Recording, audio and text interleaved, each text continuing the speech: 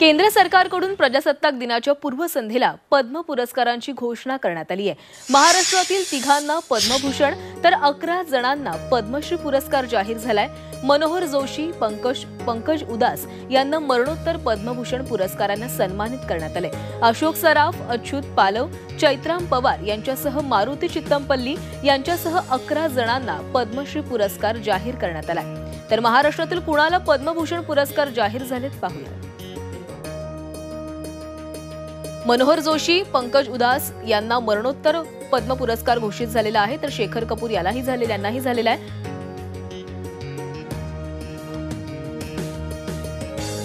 तर महाराष्ट्रातील 11 जणांना पद्मश्री पुरस्कार जाहीर झालेत पाहूयात कुणाला। अशोक सराफ, चैत्राम पवार, मारुती चित्तमपल्ली यांना पद्मश्री पुरस्कार जाहीर झालाय।